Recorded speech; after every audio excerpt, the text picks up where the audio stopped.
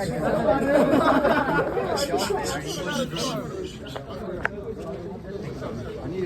excuse me, Congressman. Congressman Robert Menendez.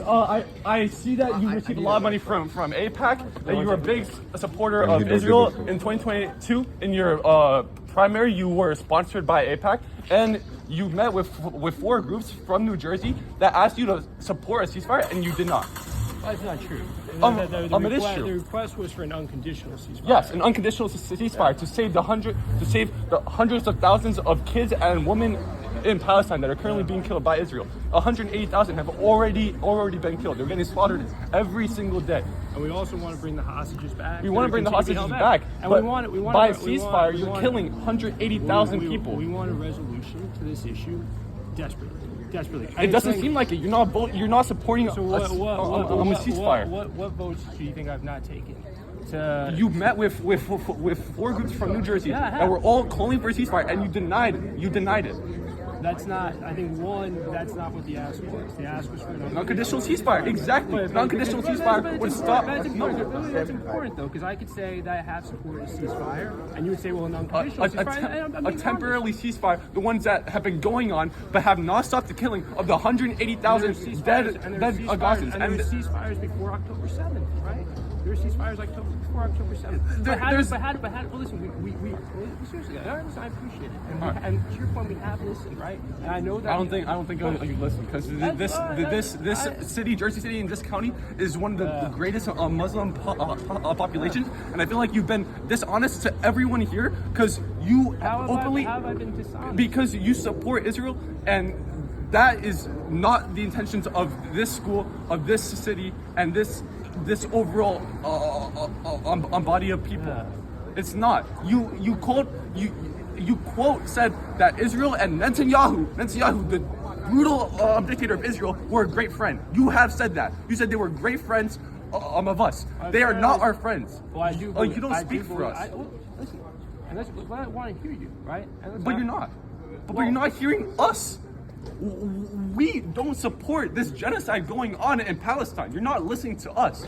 You're listening to your interests. You're listening to AIPAC, who endorsed you in 2022. But then how? Let me ask you a question, right? Yeah. Because I understand your perspective, and I've heard it. And I know you have said I've not listened, but I've heard it, right? And you didn't listen to the 4 groups that called for an immediate ceasefire. But let me ask you a question. How do I also balance that, right, with the people who were impacted by October 7th? I'm impacted. I'm Jewish.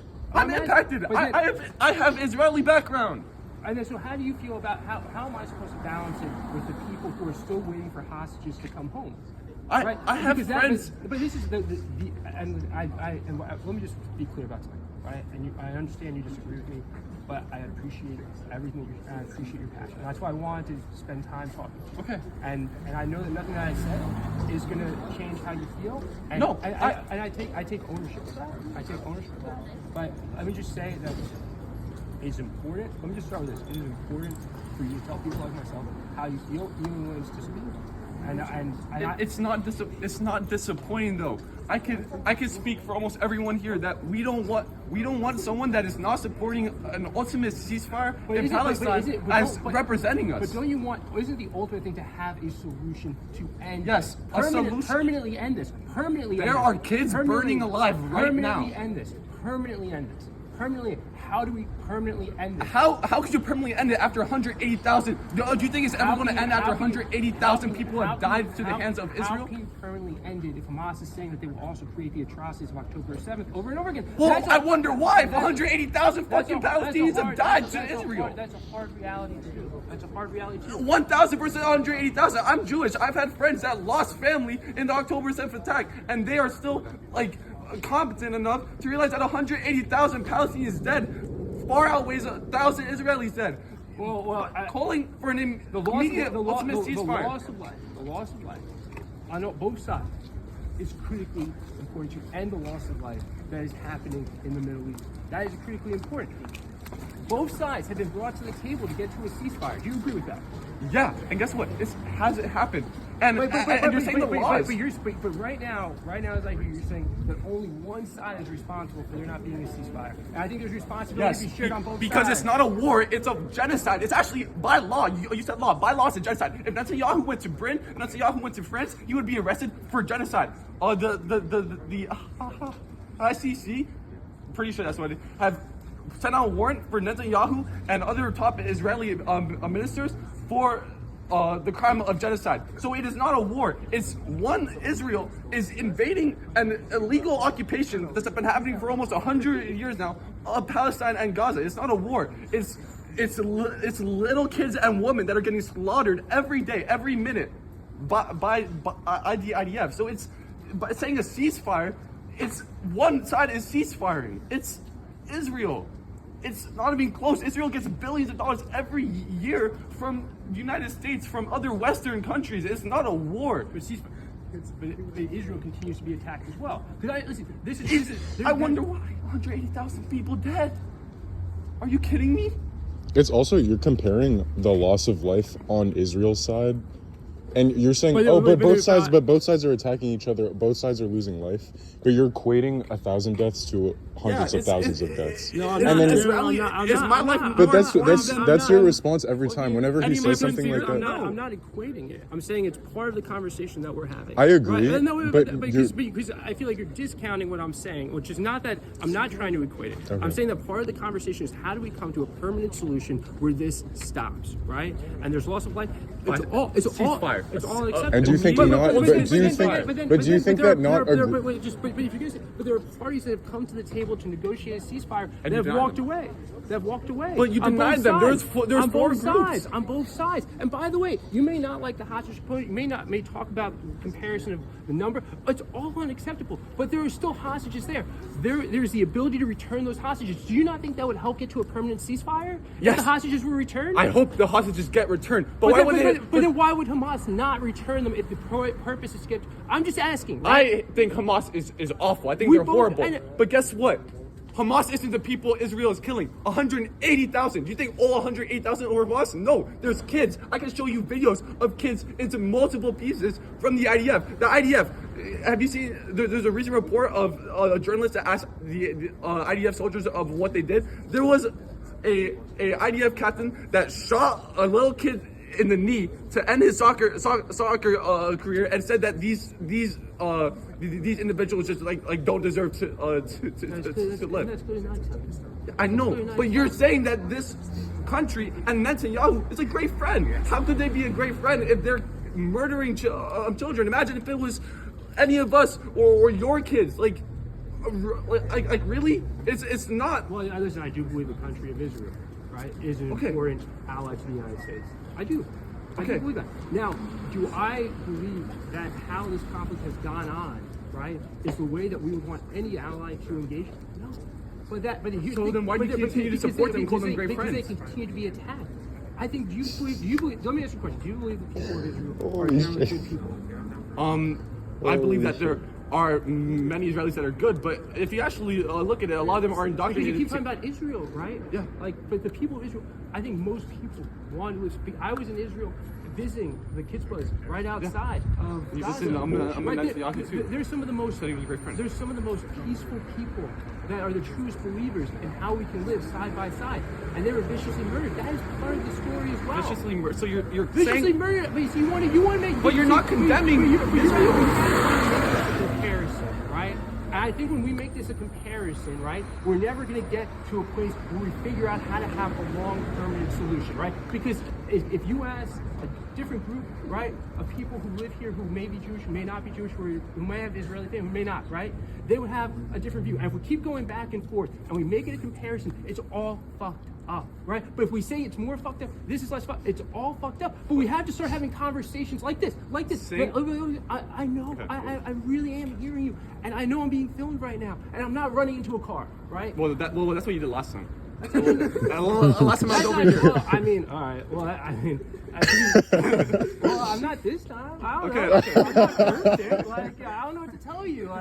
Listen, I'm not perfect. Okay. Right? And I'm not trying to sell you on shit. I'm really not.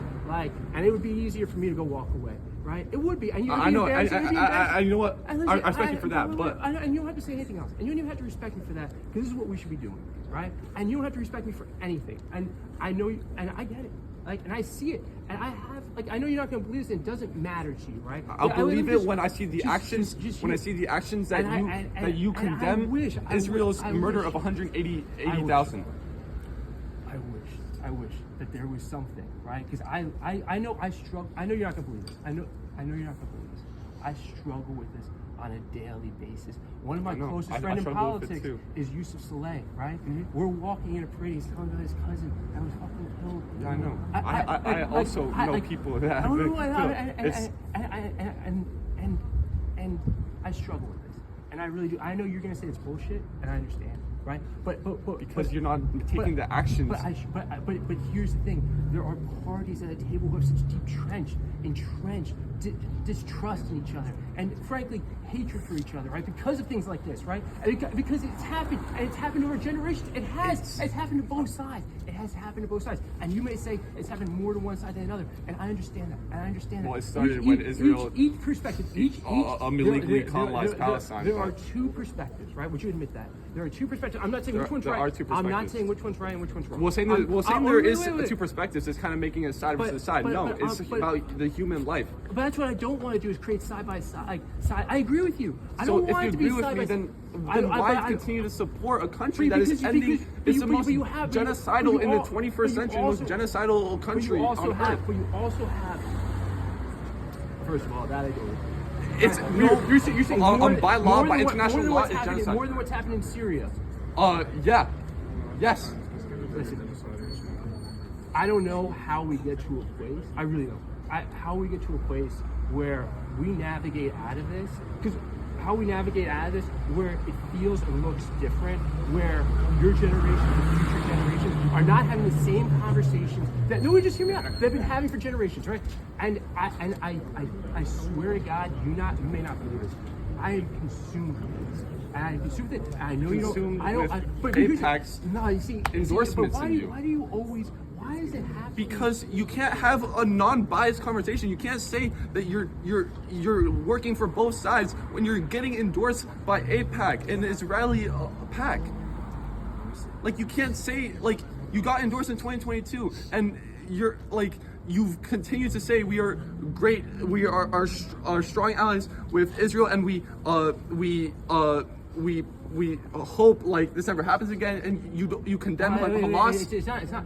No, but you don't condemn Israel. Let me just. There's one correction on that. Well, that's also not there. When Netanyahu said there will never be a two-state solution, we spoke out against it. I know that's like peanuts to you. I get it. It is because it doesn't. I understand. I'm not trying to. I'm not. I wouldn't stand here if I thought I was going to convince you, and you're going to walk away and say, "Oh, that guy, great, 100% that guy." I know, but to say and color in a way where you think that with me being your representative, and I understand that you may never, ever vote for me. I still want you to believe that what I do, ultimately, I understand that.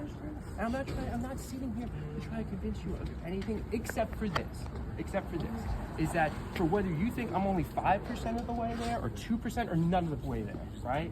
That what ultimately I do want to achieve is creating conversations where people stand in front of each other and they listen, and I know this is just the beginning, and you're not, and I get it, I really do. Because it's not going to end the loss of life. But it has.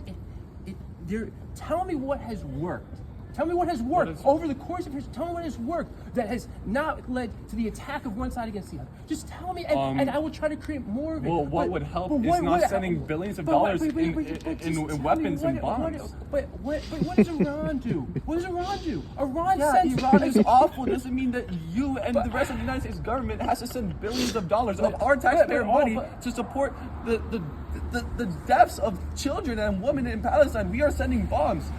Our bombs are being used on those Palestinians. We can start by cutting the funding. We can call for an immediate ceasefire. We're the only country that voted to not ceasefire, and you're representing this country, and you're supporting it. So let's start that, right? All right, so let's start that. Then what is the response? How do you get the other side to believe that is going to create change? I'm just like, how is going to get to create change? Well, if meaningful, long, sustainable. At this point, long sustainable peace is out of the question. Now that almost 10% of the Palestinian people have been eradicated. But what I will say is that when we do have ceasefires, there is a lot less death that happens. There is. There just is. You like the death counts on the daily? When there is a ceasefire, there's a lot less death that happens. Yet, you still denied supporting an ultimate ceasefire. The government continues to deny an ultimate ceasefire, and you're representing that. An ultimate ceasefire is how that's everyone's goal. An unconditional ceasefire is different. This is a military conflict. Right? That is true. Like, there are people who perpetrated what happened on October 7th who continue to attack Israel, from the Houthis in Lebanon. It continues to happen. Like, that is a reality too. And which was brought upon from the illegal occupation that's been going on for a very long time. But just be careful. Just be careful, right? Because how we have that productive conversation, right? Is I don't know if you start by saying that there is something that justifies what happened on October 7th. No, I don't think so. There's things that justify. Because I was talking about Israel's attack, and I think we have to be very careful, as I'm trying to be. But I want to make sure that we understand that the reality is. But Israel is being attacked. It has been attacked. These things are part of the very hard conversation that no one accepts. But that people are increasingly less willing to engage in, right? And like but listen, I do have to go, and all right, that's fine. But listen, I get it, and let me know what it is that. Because you're right, I have met with these groups, and we have had conversations, and there's things that they've said, we appreciate what you've done, and a lot that they've said that they haven't. Appreciate doesn't do anything. But there are. And you say that Israel's being attacked, like Israel hasn't attacked Palestine. I'm not saying that. Like, almost century. Like, you keep on saying that Israel's being attacked, but you're not condemning them. You haven't condemned that the death. You haven't said, oh, you keep on talking about how October 7th was so awful, but you're not talking about what Israel is doing right now. It's October 7th every day in Gaza. It is. That's the fact of it. 180,000 people dead. That's 10%. They ruled for genocide. You can't represent us. I know everyone here is against 180,000 people getting slaughtered. You can't represent us and then say, oh, Israel and Netanyahu are great friends. You can't say that. You can't only condemn Hamas and not condemn Israel, which has done what Hamas has done, but on a much greater scale. Yes, Hamas is awful, but it doesn't mean like I'm condemning Hamas, and I can condemn Hamas as well. I condemn any terrorist organization, but you're over here only condemning Hamas. You're not condemning the terrorist organization, which is IDF. You're just not. You're not doing it. Listen, I've not hid from the fact that we have different views. Right, I'm not. But I don't care about Democrats or Republicans. I don't care about that. I care about life, dude. But that is what I have tried to talk about. I've tried to talk about the loss of life, and then you separate it into, well, how can you say the loss of life in Israel and the loss, and it's not measurable compared to the loss of life in Gaza? That is what I find so challenging. What I find that it's going to. How do you said there's no way for lasting peace. Yeah, at this point, because why is that? Well, that's not something that 10% of ethnicity has been wiped. That's not something that I am willing to give up on, right? And how do we create a pathway for people who have different views about the historical context and the context of what's happening now to get to a place where you have lasting peace? I really do have to go because I really do believe that we can be having this. I don't know. Are you supposed to be in class? No, I'm taking my time on lunch. No, I appreciate that. I appreciate that. And I want to show you the respect of listening. Okay. And I do have to go.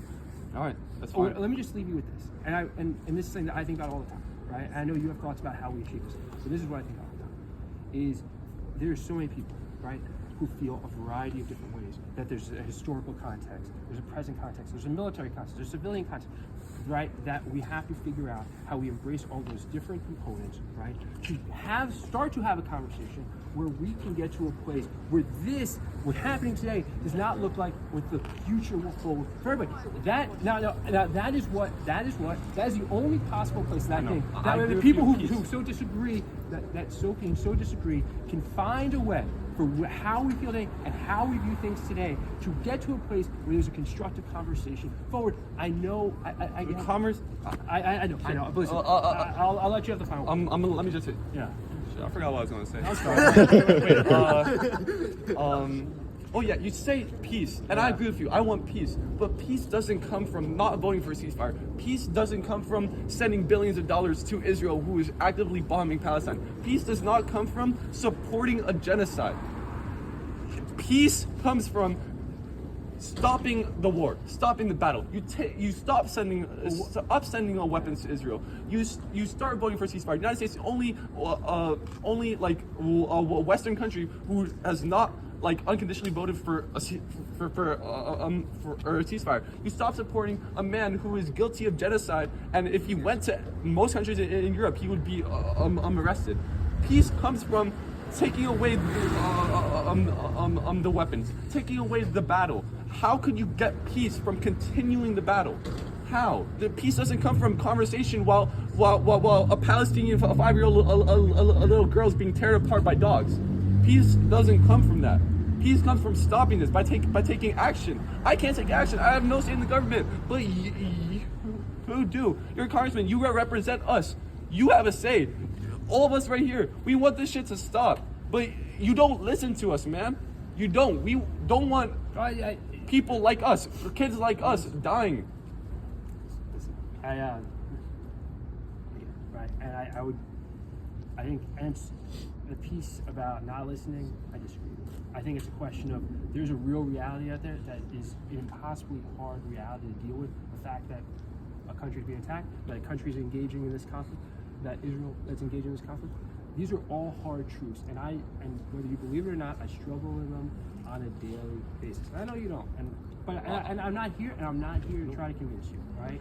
But what I assure you, and again, you're not going to believe this, and I respect that that's your decision too, right? But to not say I don't listen, say I don't engage, right?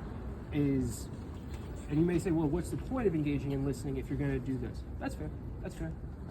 But I am your representative, and I owe you an obligation to listen and try to think about how we navigate out of this. There's a view that you have that I understand you clearly articulated, and you've done an extremely well job. Good job. I'm the one who's not articulated. You've done an extremely good job articulating, right? And it's, how do we navigate out of this? And I swear to God, that is what I think about. I think a ceasefire is the way there, but we've tried to negotiate that for months, right? And that's the hard truth too. Right. There are so many hard truths about and this. Sir, yes. What you should take from all this is you should listen to me, everyone here, and the people of Jersey City that have been calling for a ceasefire, calling for stopping the weapons being shipped to Israel. Listen to us. Listen to me. Listen to him. Listen to all of us. You're talking about listening, but I feel like you're not listening to what your people want. Yeah, I think you're happy listening to our opinions, and then completely just yeah, exactly. You're happy sitting here and being like, oh, I understand your point of view, but I'm not going to do anything about it. Yeah. You're supposed to be our representative, but what are you representing? Yeah, and I think, listen, I would say, I understand that it's... if you take the full picture, again, and I've had this conversation with other people as well, right? I think it's easy to paint things as black and white, 100%. He's 100% with us, he's 100% against us, right? And I think... That's not what I'm trying to do. No, just let me... And I think if you go back and you look at sort of all the positions I take, yeah, I do support Israel. I'm not hiding from that fact. But if you go through and look at it, I think you would find that there's more balance than you may be perceived. Now, that's not the balance you may want. I admit all of that, right? But I have done more than just listen.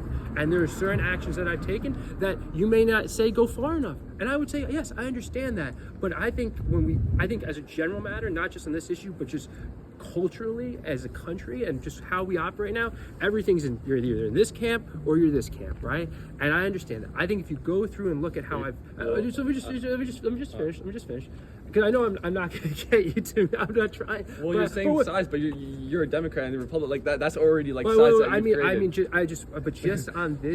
Just on how we engage generally in modern society. There's no mediation. There's no. I appreciate you allowing a conversation. I want to do more than allow. To your point, right? And what I'm saying to you, because that's your sort of like as we're exiting this conversation, right? Like, well, you say you're comfortable, you're happy to listen, right? I think if you go back and you look at sort of from the statements that we've made, the letters that we've sent to the administration, the votes that we've taken, right? I'm not going to be all the way where you would want your representative to be. I understand that, and that's but you're not even halfway or a quarter of the way.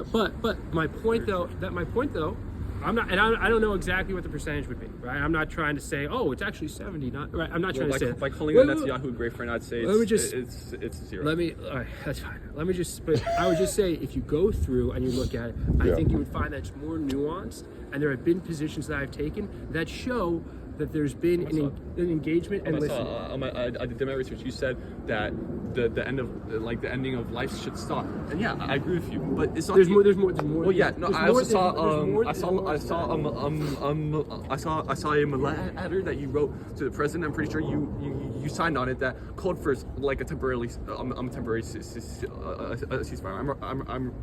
Am I wrong about that? No, I don't believe it. You didn't do that? I do have to. So I listen. And so, the last thing is just because I don't want you to feel like this is just a futile thing, right? Where I'm just standing here and having this conversation, right? Listen, I understand. I understand the complexity of all of this, right? And the weight of all of this, right?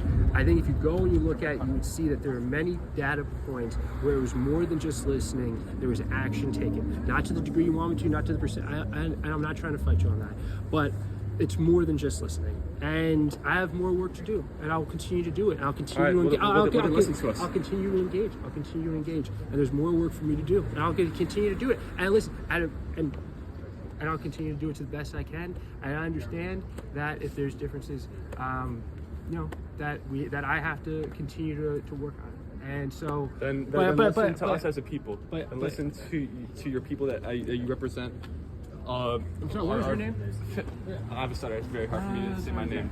Felipe. Yeah. Felipe. What was that? Felipe. Felipe. And I appreciate you. You said this is your lunch, so I appreciate you taking the time. I appreciate you taking the time, but please listen to us. If you take one thing away, listen to our school. That was the final point I was trying to make, is that while it may not be listening and acting on every single thing, that there's more acting than you may. Actually, acting is not the word. There's more taking action. Not for what we want. There's taking action for sending money to Israel and not going for a ceasefire. What? Unconditional ceasefire. An unconditional ceasefire, which and how do I guess it's not just listening, and there's some. There's clear things that we've done, decisions that we've made, votes that we've taken, letters that we've sent that show more than this. And that's not going to get you comfortable with me, and I understand that. But I just want you to show that there's more than just active, engaged listening. And I know. And so, at a minimum, I just want you to know that. You don't have to like it. You don't have to say I agree. I just want you to know that I do listen. There have been many instances where there's been more than just listening, and I know I'll always have to continue to do more. And I understand that. But it's not futile, right? When I sit down with these groups, when I have conversations like this, I was getting bagels and Bayonne, the other weekend with my kids, and someone came up to me and said, "I know this isn't the place, but can I talk to you?" And I did. It's important. It's important. Yeah. It's important. And I know that I know that it doesn't feel like enough for you, but also I want to make clear that it's also not just nothing that happens after this conversation. And it's going to keep working. It's going to keep working. It's going to keep working. I know that. And I really do have to go. All right, it's fine. I really do have to go. But thank you guys. And listen, I know I appreciate it. And I know it may seem. Then please change. Then please change for us. If you appreciate, then change for. This is the new generation of Jersey City, of your district. We will be voting on next election, our generation. So please change if you want us.